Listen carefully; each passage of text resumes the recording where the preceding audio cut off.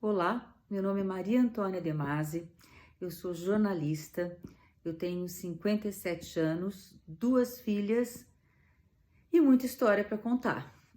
Não só por já ter 57 anos é bastante tempo, muita história, e por ter escolhido uma profissão que me ajudou a poder ser quem eu sou e meio autorizada, porque assim, o meu maior desejo, e eu acho que o meu dom, né, se pode se falar dom, que já é uma palavra carregada de outros significados, mas enfim, o que eu sei fazer é comunicar, é falar.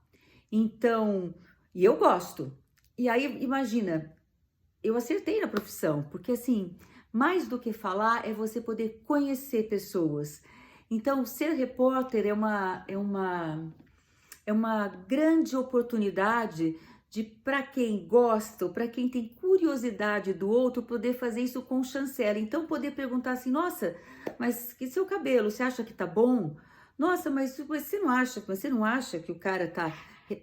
E perguntando coisas que a pessoa é pega meio assim, despreparada e fala, né? E numa dessas maneiras de ser repórter e ser jornalista, eu entendi o quanto era possível eu poder me relacionar com as pessoas, mas não daquele lugar do repórter. Repórter é só para pedir licença assim para chegar e depois começar uma conversa. E essas conversas eram as melhores conversas. Bom, eu não sou mais repórter, eu não trabalho mais em televisão, mas eu sigo sendo a Maria Antônia, jornalista curiosa. Então eu continuei, mesmo sem estar trabalhando numa televisão que autorizava essa ideia de poder perguntar, por exemplo, assim: nossa, mas tá ruim ser velho? O que você tá sentindo? Mas como é que é isso? Você está se sentindo. Ou, nossa, eu não acredito, você tem tantos anos e você tem essa energia. E conhecer umas pessoas que você fala: não, não acredito. Eu continuei conhecendo e continuei querendo conhecer e saber histórias. Então, quando eu parei de trabalhar em televisão, a televisão, eu saí da televisão, mas a televisão como um lugar, uma mídia que comunica, não saiu de mim. E o meu instrumento é o meu corpo, a minha fala, isso que eu estou fazendo agora, né? Eu posso levar para qualquer lugar. Bom, tudo isso para dizer por que eu tô aqui, porque eu parei de trabalhar em televisão e fui estudar, porque eu gosto de estudar. Então, eu pensei que era um assunto que na época eu vinha me interessando. E na verdade, desde sempre, é um assunto que está na minha vida e está, aliás, na vida de todos nós, é a questão do velho, do ser velho, do envelhecer, coisas inerentes a essa fase da vida. E eu queria saber mais, mas eu queria uma coisa teórica, E aí eu comecei a estudar. Mas foi muito bacana porque conforme eu ia estudando a velhice, né, eu fui percebendo a minha. Aí eu já tinha, poxa, eu já tinha 47, 45 anos.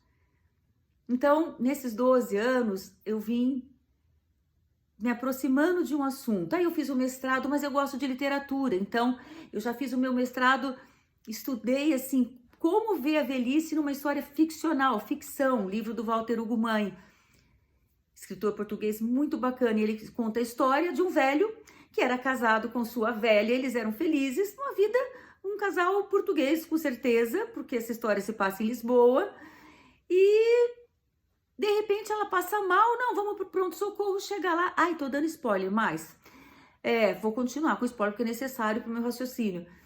Ela morre, a mulher morre, a Maria morre, e fica só o José. E aí a filha dele, putz, por N razões, resolve que ele vai para um asilo, lá chama asilo ainda, aqui chama instituição de longa permanência.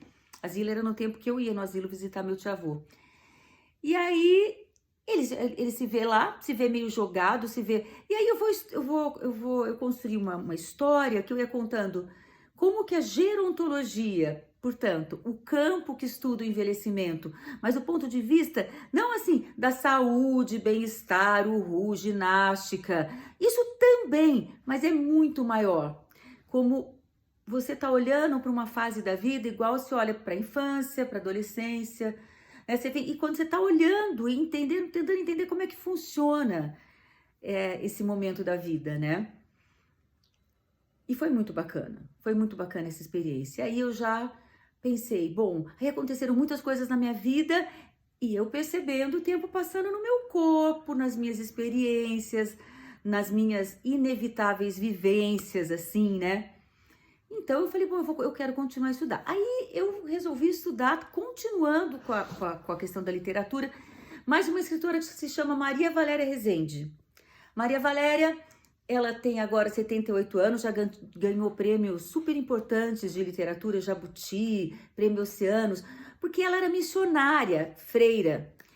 Mas ela saiu para o mundo para ser missionária da vida dela. A missão dela era ir contar, trocar, fazer as pessoas aprenderem que elas são protagonistas de suas vidas. Ela era uma alfabetizadora, uma conscientizadora popular que seguia Paulo Freire, né? E Paulo Freire, a grande figura que pensava e deixou legados, dizendo como é que podia se dar a educação, né? Não de cima para baixo, mas numa horizontal. E a Maria Valéria fez isso depois, com 60 anos, saiu dessa coisa do sertão, de viajar e tal, e foi morar em João Pessoa, e agora ela escreve. Então já faz 18 anos que ela só escreve, não tá mais lá no sertão. Ela tá velha, ela tem 78 anos, e aí eu fiquei pensando, como é que deve ser a velhice da Maria Valéria, dela mesmo, pessoa física, pessoa jurídica católica, e Maria Valéria, ela escritora, ela na casa dela. E aí agora eu tô na fase do trabalho, assim, que eu tô escrevendo essa história, foi meu encontro com ela. Então eu vivi, assim, 2 anos direto com essa mulher que tem muita história e percebendo como é que ela se percebia, como é que ela percebia tudo que vem à nossa cabeça quando a gente ouve a palavra, o verbo envelhecer. Então ela foi experimentando limites físicos, dificuldade mecânica, cansaço. Bom, daí vocês vão falar, gente, mas isso é o que eu tô sentindo. Pois é, mas imagina ela, que tudo isso já estava um pouco demais, porque ela ficou cansada, mas ela não parou, ela continuou, apesar e além de ser velha. Então, o que eu aprendi nesses 2 anos e juntando com tudo o que eu estudei no sentido de parar, pensar, conversar com pessoas e tal, me deixa assim com muita vontade mesmo, com muita vontade de poder ter essa experiência. Então, começo dizendo que estou muito feliz de estar aqui. Eu sempre fico muito contente de estar conversando e de estar trocando e de poder, de alguma maneira, que essa prosa reverbere de algum jeito, que lá em síntese possa acontecer uma boa coisa, ser um bom pensamento, uma boa coisa que a gente não tinha pensado. E eu espero que seja isso o nosso encontro. Uma troca que faça sentido e que fale, ai, que bom que eu ouvi isso, porque também se for ruim é chato, né? Então, acho que eu fico fazendo esse preâmbulo todo, esse finalzinho, acho que é chato, como eu disse, é porque envelhecer, esse verbo, a palavra substantiva velho, isso, só essas duas já dão um maior assim, ai, irmão, ou quem ouve e quem tá na conversa é muito mais jovem, então isso acaba quase não fazendo sentido e não tem essa curiosidade para saber dessa coisa que afinal de contas está tão lá na frente. Ou quem ouve já fala, ai, isso é meio comigo, e já aí gruda nessa palavra tantas outras ideias pré-concebidas que estavam aqui voando, grudam nisso, e aí fica uma confusão, porque afinal, o que é envelhecer e o que é ser velho? Bom, primeiro que só vai saber assim muito exatamente quem já está exatamente vivendo, para nos dar uma notícia precisa. Mas o fato é que nós todos, desde que nascemos, já estamos vivendo isso. Nós já estamos envelhecendo. Só que a gente comprou uma ideia maluca de que envelhecer, assim, em alguns países 60, você já é velho, outros países mais jovens, outros mais velhos, que 60 tem de um tudo, porque é um recorte absolutamente cultural. Escolho eu e minha cultura, e de lugar que eu tô do poder, se eu posso definir, define. Afinal de contas, resumindo, há de se normatizar e depois se normalizar o que se normatizou, né? Mas o fato é que, frente a essa evidência, né? Essa evidência que todo mundo pode falar no final e ao final, porque a gente vem nesse processo desde que nasceu. Então, mais ou menos a gente já está entendendo, a gente vai entendendo o que significa.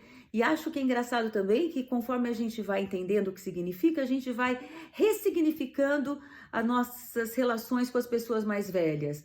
Necessariamente, porque em algum lugar vai colar a gente com aquele outro, ou experiência que eu não tive, mas que eu vou ter ou que eu estou tendo.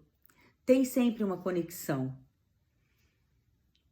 Bom, agora, então se é tudo isso, assim, exatamente por que conversar sobre envelhecer? Razões óbvias, essa pergunta é até, né, óbvio, né, gente? A razão óbvia é porque tá em todos nós, não adianta. E essa frase boba que assim, ai, para não envelhecer, se não quiser envelhecer, só tem uma opção, é morrer, porque daí não envelhece. Isso é uma piadinha, assim, tosca, mas que a real é assim, envelhecer, me parece, que diz respeito muito mais a uma aproximação do que quem a gente, de quem fomos nesse tempo todo que vivemos. É um olhar para a gente, às vezes com dor, às vezes desconfortável, às vezes muito confortável, às vezes apavorada, às vezes cansada, mas olhar para a gente e falar: quem sou eu na fila do bolo? Voltamos à questão que, se você define a faixa etária, volta a ser uma questão que tem motivos sociais, né, hierárquicos, de poder, de manutenção de lugar, né? E então, como ficamos frente a isso? É uma grande pergunta. Bom, mas o fato é que